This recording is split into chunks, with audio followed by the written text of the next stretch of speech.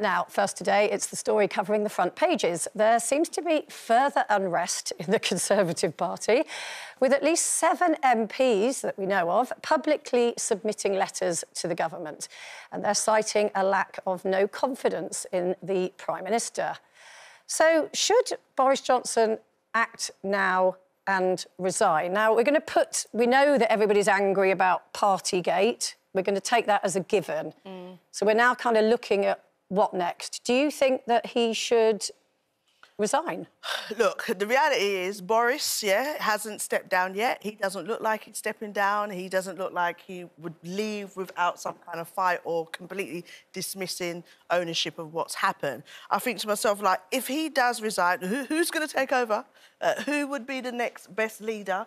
Maybe I don't know as much about politics regards to those individuals that could step into his place. But, I mean, it's been a really rocky period and I'm just focused on the joke that the government is showing us. It's theatrical to a certain extent. And, will Boris step down? I doubt that he will. Are we just watching him make a mockery? Yes, we are, and we have done so far. So asking whether he should resign, I think it's obvious what he should do. It's just whether he knows what he should do. What is the backup plan? All the jostling to take his place has already happened. I mean, one person who's really quick out the starting blocks is Rishi Sunak. Take a look at this clip when he's asked if he had any comment on Boris resigning. Well, I'm not going to get into hypotheticals. The ministerial code is clear on these matters. But as you know, Sue Gray is conducting an inquiry into the situation. I think it's right that we allow her to conclude that job. And you support the Prime Minister unequivocally? Your microphone. Oh, gosh, thank you.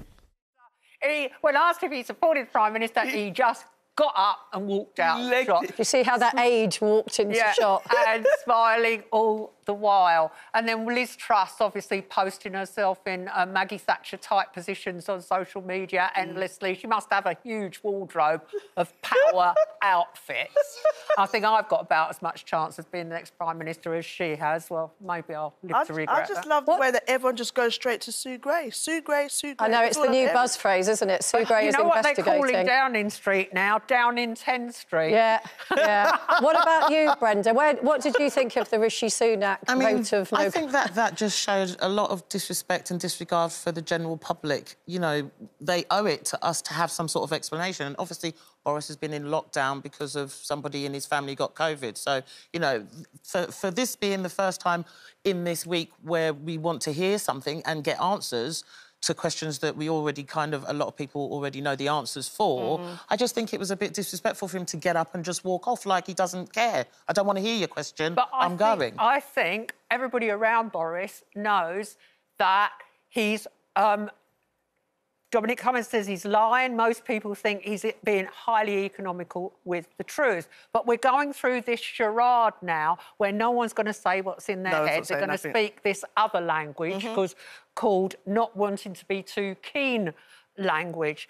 And what can Boris do? He's in the job till he's pushed out. And it's going to take 54 letters to the 1922 committee asking him to go for the next thing. And we know they've got 7 publicly. We don't know how many they've got behind the scenes that haven't come forward. But Rishi Sunak, we should maybe put his side of the story. He says he said he would answer 3 questions. He'd answered 5 and he had to go off somewhere else. When have they ever answered our questions, though? When have they really... Anything that's gone down, when have they ever really come straight to the public and answered in a way that really gives us some satisfaction? Never. It doesn't happen. But moving on from that, obviously part of this whole conversation is what's emerging as a bit of a booze culture at Downing Street, isn't it, Janet?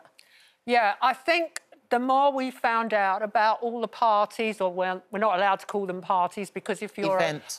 They're social gatherings or work-related events. I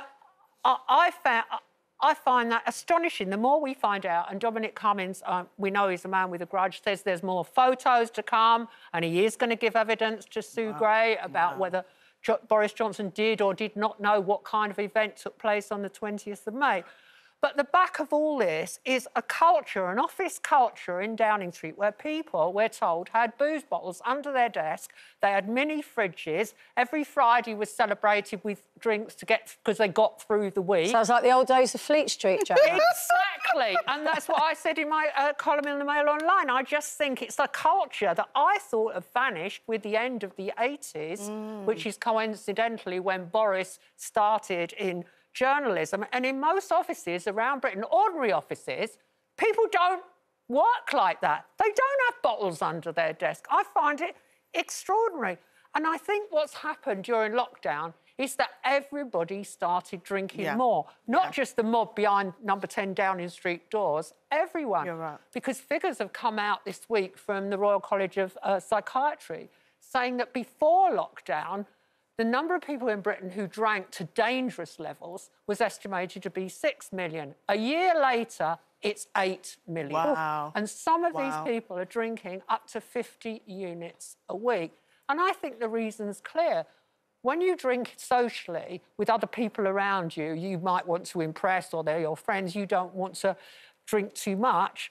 And when you're drinking out, you're paying more. During lockdown, we simply went shopping, bought the booze, brought it back home, and slumped in front of the telly or loafing in the back garden. Who's going to tell you to stop drinking? It's so much easier to get cheap booze now, isn't it? Of course it is. And you just stumble up to the stairs to your bedroom and don't have to worry about paying a cab. Do you think you drank more? Yeah, I definitely think through lockdown, like most people, drank more. And I, you know, in the field that we work in, it's so easy to be filming something. You rap on that day, say, oh, celebrate. You go to another place and it's someone else's birthday. You have a drink. You come home and after 12 hours filming, you have a red wine. And I thought to myself, this is not good. You can end up drinking every day. And like you were saying, Jenny, there's so many places. I mean, you can get on delivery, you can end up getting an off licence that can drop it round. There's so much place. I think we're so accessible to alcohol that it has gone back to a culture where it's nothing to have a day drink. Brenda, what about, because you're in the theatre, are you all like having drinks behind the scenes? I mean, you know, in part of the Theatre World contract, you know, that I sign, it says, you know, when you're working on stage, alcohol is prohibited because obviously sometimes we're working on revolves and things are moving all the time. People are coming on and off stage. You have to have your wits about you. So, you know, but in the theatre industry, the networking time is at the end of the show. You know, you have a press night and people go out and they socialise and they network with people and there's a drink in hand for a lot of people. So it's you know, I think there's a right time and a place. I don't think while people are making decisions over how to take our country forward, you should be having a swig of whiskey at the same time in the left hand. Brenda, do you think when all those shows were cancelled during lockdown and you spent a lot of time at home, do you think that you drank a little bit more? I did drink more, but that was, you know, we were told to stay home. So I would get a bottle of wine maybe and it would last me a week to drink it. But yeah, I was drinking more at home than I would if I was out. Because the worry for the country's health as a whole is that the experts say it can take 5 years for us to get our drinking levels back down because they crept back up to an astonishing level. So, you know, you're not going to stop overnight. No one's there. It's become the new norm. The worry is you can get alcohol 24 hours a day. But the worry is people are not realising that they've gone past the mark of just drinking on a social and actually having an issue. That's what the worry is, isn't it? Yeah. OK, right. Well, with the news that lots of people are maybe going back to work, hopefully the drinking at home will go back down again a bit.